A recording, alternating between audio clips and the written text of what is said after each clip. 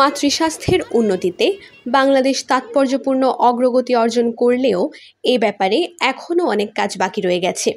সার্বিক আর্থসামাজিক উন্নয়ন, নারীর শিক্ষার হার এবং ক্ষমতায়ন বৃদ্ধি এবং সন্তান জন্মদানের সামর্থ্যের হার হ্রাস এগুলো হচ্ছে মাতৃমৃত্যুর হার হ্রাসের নেপথ্যে গুরুত্বপূর্ণ কারণ।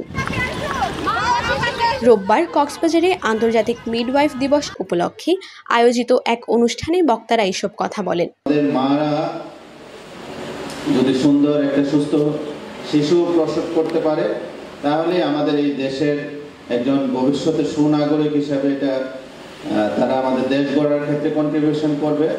আমাদের আজকে ডেলিভারি পজিশন শূন্য কোথা থেকে মোর দেন 80-তে চলে আসছে, সেটাও কিন্তু মিডওয়াইফদের কারণে। যদি আপনারা বেশি ভুল করতেন, তাদের সঙ্গে খারাপ বিহেভ করতেন, তারা কোনোদিন হাসপাতাল ডেলিভারিতে আসতো না। এ সময় বক্তারা বলেন, মাতৃমৃত্যু ও শিশু মৃত্যু কমাতে এখন নতুন করে উদ্যোগ নিতে হবে। এক্ষেত্রে মিডওয়াইফদের কাজে লাগাতে হবে।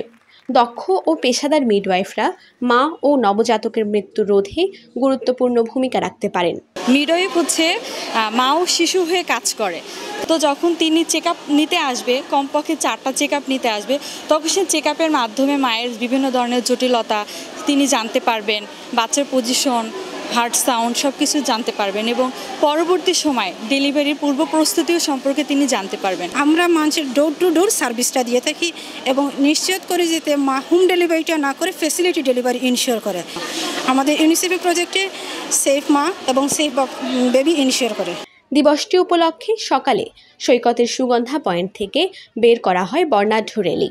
র্যালিটি গুরুত্বপূর্ণ সড়ক প্রদক্ষিণ করে কক্সবাজার সাংস্কৃতিক কেন্দ্রে গিয়ে শেষ হয়। সেখানে মিডওয়াইফ মেলার আনুষ্ঠানিক উদ্বোধন করা হয়। মেলার স্টলগুলোতে দক্ষ মিডওয়াইফদের গুরুত্ব, মা ও নবজাতকের নানান বিষয় তুলে ধরা হয়। যৌথভাবে এসব অনুষ্ঠানমালার আয়োজন করে জাতিসংঘের জনসংখ্যা তহবিল, UNFPA, হেলথ সেক্টর কক্সবাজার ও SRH working group Cox's Bazar. News desk, TTN।